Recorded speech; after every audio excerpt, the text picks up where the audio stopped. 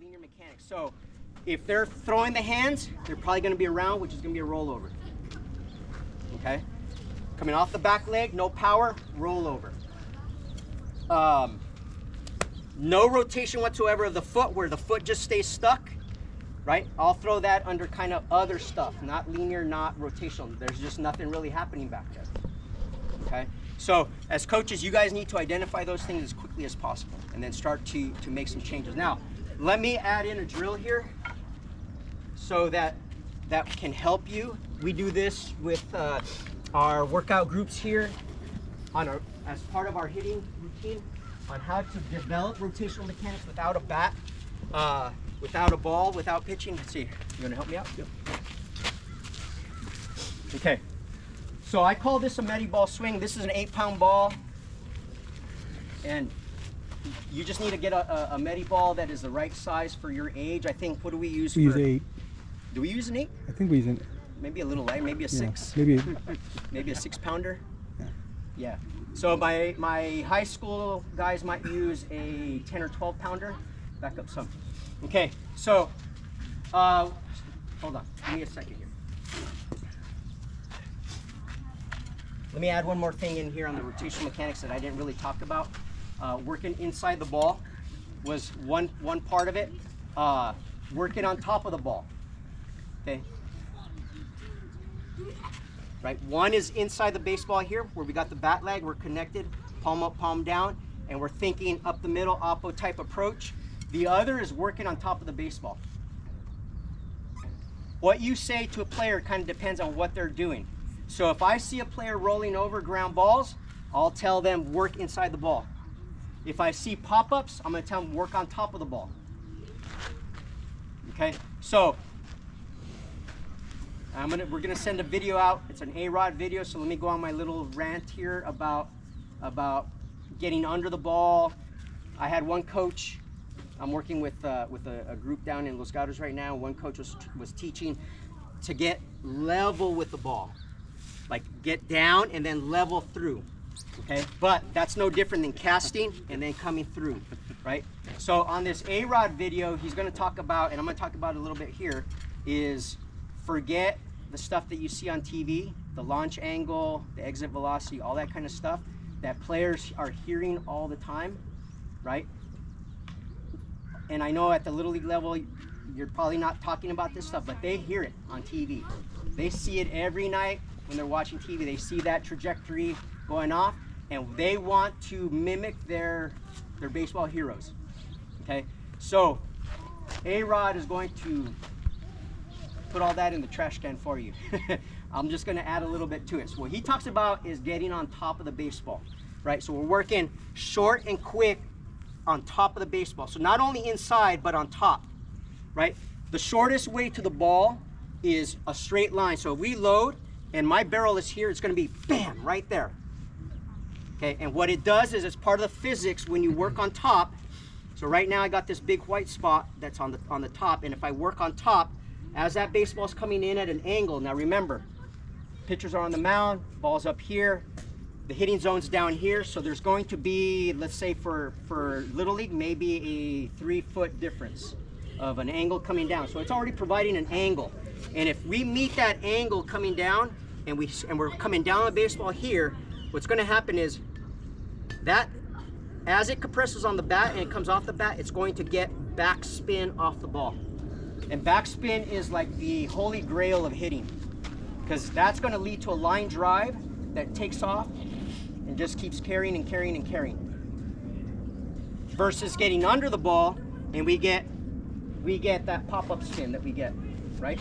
So if I see a player hitting too many fly balls, and I emphasize this in the cages when we're hitting, stay out of the air, stay out of the air, stay out of the air. Work on top of the baseball. If it's a player that's popping up, I'm going to work on top, get on top of the ball. If we're in the cage, I'll say hit it to my feet here. If I'm giving front toss, hit it to my feet. And I'll tell them it's okay if you chop one right there, get on top of the ball. Eventually that will start turning into line drives. So for the players that are already hitting hard ground balls, line drives, you don't need to tell them that. The emphasis should be keep working inside so they're working line to line. For the players that are popping up, get on top more, get on top more. Okay, so a drill that helps with the rotational mechanics and getting on top of the baseball. And we have a station for this as we're setting up on our circuit for developing hitters. It's what I call Mediball swings. Okay, and what we're doing is we're gonna load the best that we can with a heavy ball here. And for those that were in the throwing clinic when I was using that 8-pound weight to warm up, the concept was the weight of that weight that I was holding to warm up with slows the arm down that I can put in the right position. Same thing here. This is helping you to slow things down, get in the right position, and rotate the weight of the ball through the drill. Okay, so first one's gonna be just like we're setting up, hitting, right in here, kind of in a shot put way, just like we would with our hands here. The only difference is it's gonna be underneath. We're gonna set up, we're gonna load into this, and we're gonna fully load like we're hitting.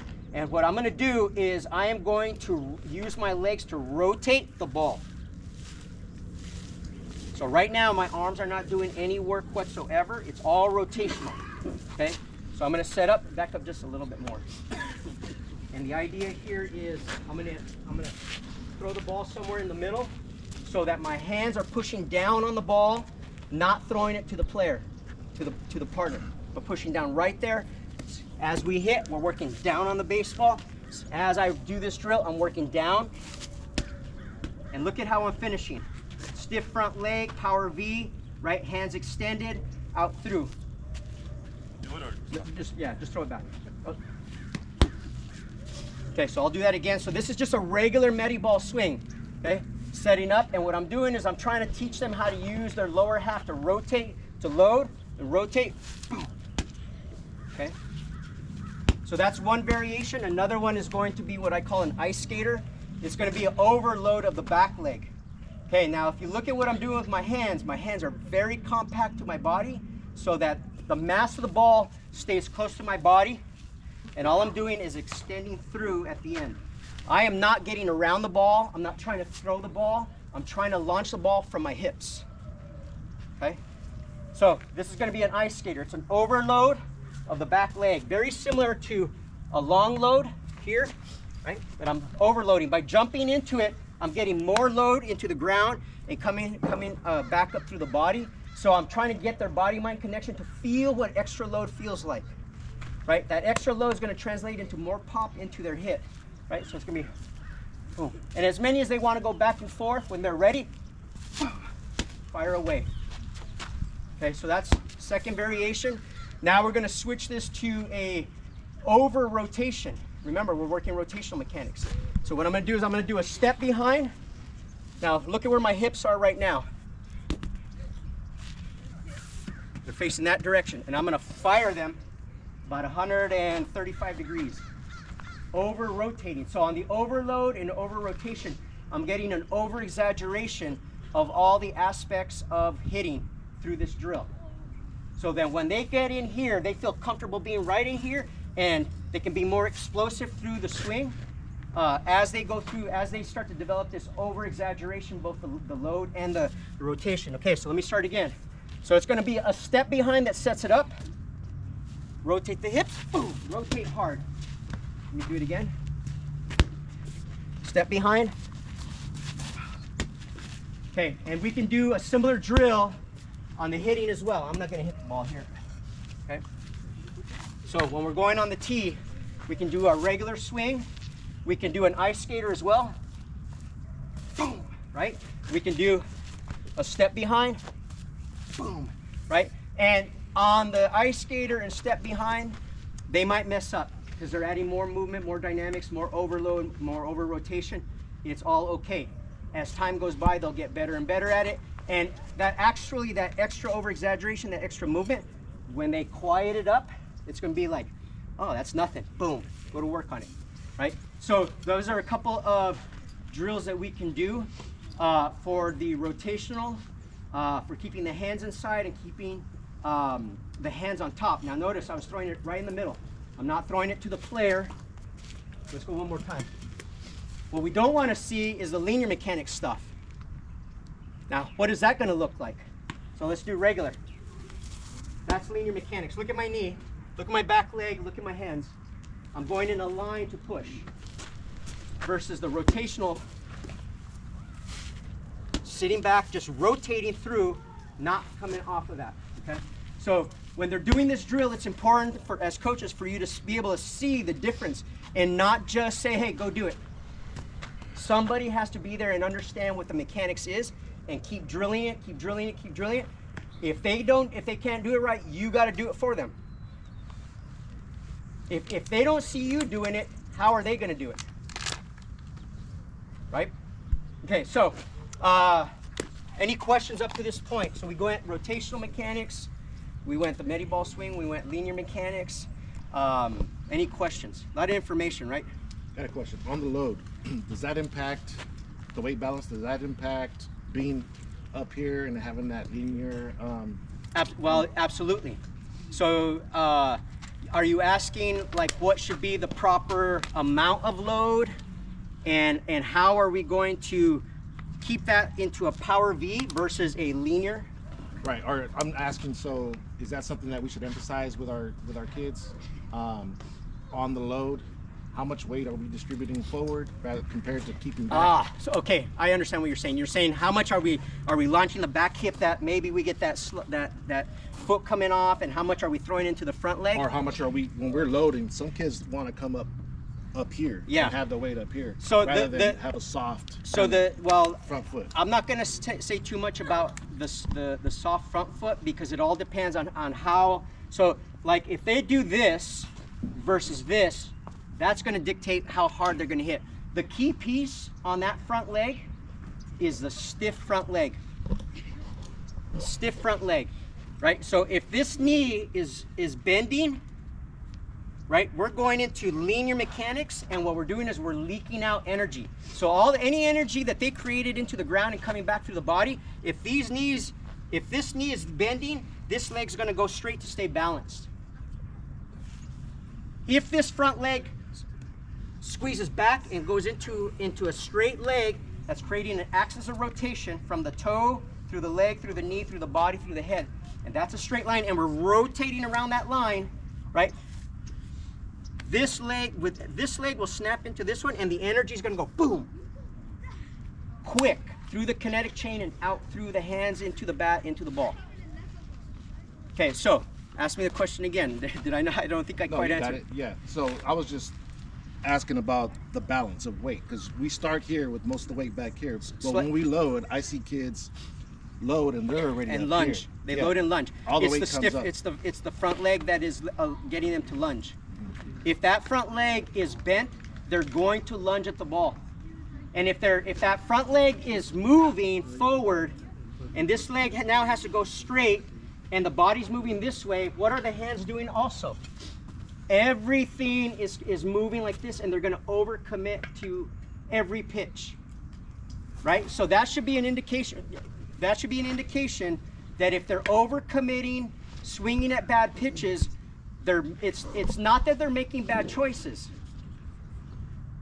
It's that their linear mechanics are happening too early in the swing, and they're committed to the swing already. They can't stop. Question. I think I can sum up this question. Can you go into the contact point? Can you show me your contact point again? Freeze.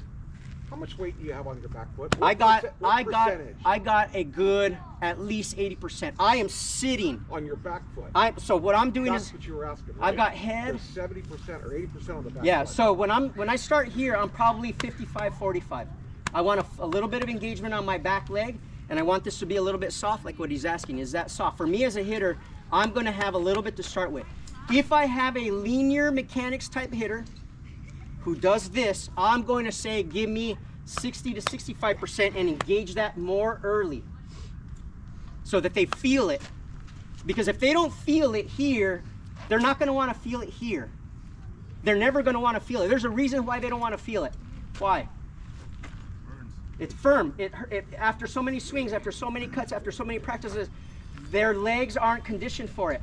So that's why, like the Mediball swing, the plyometrics is all about conditioning the legs and the hips to be able to feel good in this spot, comfortable, and not want to come off. Because absolutely what you're getting at, what is the weight here? I'm putting head, shoulders, hips over this and into that ball of the foot. And after so many swings, this leg's gonna start to get shaky. That's why young hitters go into linear mechanics, is because they don't want to feel the pressure, the weight, the force that's in there, because their legs are gonna get tired. So if you develop the legs, the rotational mechanics will start to kick in.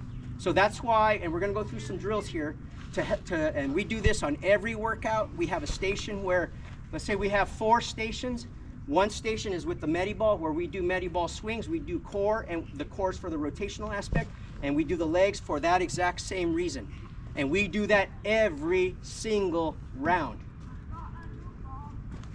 Because what we're doing is we're developing the mechanics without the bat before they even get into the cage with the bat.